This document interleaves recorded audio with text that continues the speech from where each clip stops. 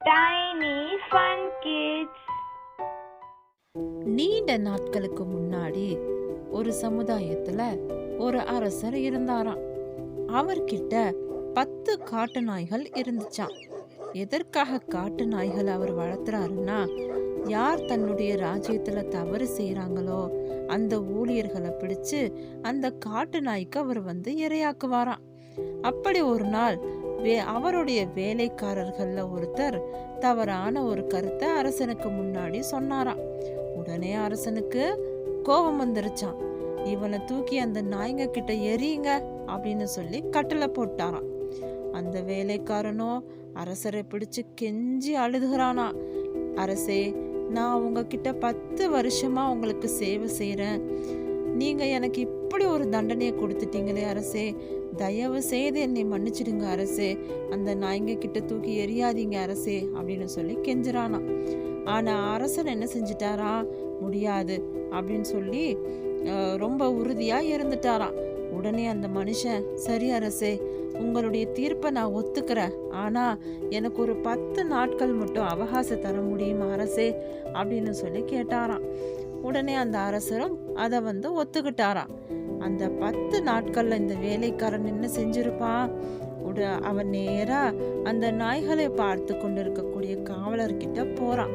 போயிட்டு, அடுத்த 10 நாட்களுக்கு இந்த நாய்களை ஃபுல்லா நான் பார்த்துக்கிறேன், நீங்க தயவு செய்து எனக்கு அதுக்கு அனுமதி கொடுங்க அப்படின்னு சொல்லி அந்த காவலர்கிட்ட போய் கேட்குறானா.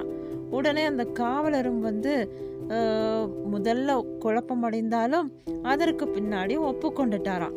உடனே அந்த வேலைக்காரன் அந்த நாய்களை எல்லாத்தையும் பார்க்கறானா, கவனிக்கிறானா, உணவளிக்கிறானா, அவைகளை சுத்தம் செய்யறானா, குளிப்பாட்டுறானா, அவைகளுக்கு தேவையான அனைத்து விதமான வசதிகளையும் கொடுத்து அதை நல்லா அன்பா பார்த்துக்கிட்டானா அந்த 10 நாய்களை. இப்படி அவன் இருந்து கொண்டிருக்கக்கூடிய நாட்களிலே 10 நாட்கள் முடிஞ்சிடுச்சான். உடனே அரசன் அந்த வேலைக்காரனை அரசவைக்கு கூட்டிட்டு வர சொல்றானா. அரசவைக்கு அந்த வேலைக்காரனை பார்த்து, இந்த வேலைக்காரனை பிடிச்ச அந்த நாய்ங்க கிட்ட தூக்கி வீசுங்க அப்படின்னு சொல்லி கட்டளை போடுறாராம். அதே மாதிரி அந்த மக்களும் தூக்கி அந்த நாய்கள் கிட்ட தூக்கி வீசின உடனேயே அந்த நாய்கள் எல்லாம் ஓடி அந்த வேலைக்காரனுடைய கால்களை கட்டி பிடிச்சபடி உராய்ந்து விட்டு அன்பு காட்ட ஆரம்பிச்சிடுச்சான். இதை பார்த்த அத்துணை பேரும் வியந்து போயிட்டாங்களாம். இப்படி இதை பார்த்து கொண்டிருந்த அரசனோ திகைத்து போய், என்னுடைய நாய்களுக்கு என்ன நேர்ந்துச்சு அப்படின்னு சொல்லி கேட்டானா. அதற்கு அந்த வேலைக்காரன் சொன்னானா, அரசே, நான் 10 நாட்களுக்கு இந்த நாய்களுக்கு நான் சேவை செஞ்சேன், அதுக்காக அந்த நாய்கள் என்னுடைய சேவையை மறக்காம என் மீது இந்த அளவிற்கு அன்பு செலுத்துது அரசே.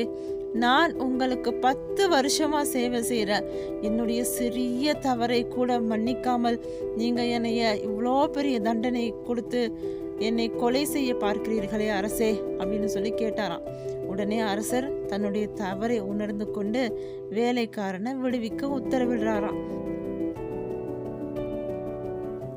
இப்படிதான் நம்மள எத்தனையோ பேர் இருக்கிறோம் இல்லையா? ஒருவர் செய்த சிறிய தவறுக்காக அவர் நமக்கு செஞ்ச எல்லா உதவிகள் எல்லாத்தையும் மறந்துட்டு அவரை வாழ்நாள் எல்லாம் ஒதுக்கி வச்சு வாழக்கூடிய எத்தனையோ பேர் நம்மள இருக்கிறோம் இல்லையா? தவறு செய்வது மனித சுபாவம். அதை உணர்ந்து தவறுகளை மன்னிக்குவோம், அதே போல அவர்கள் செய்த தவறுகளை மறக்குவோம்.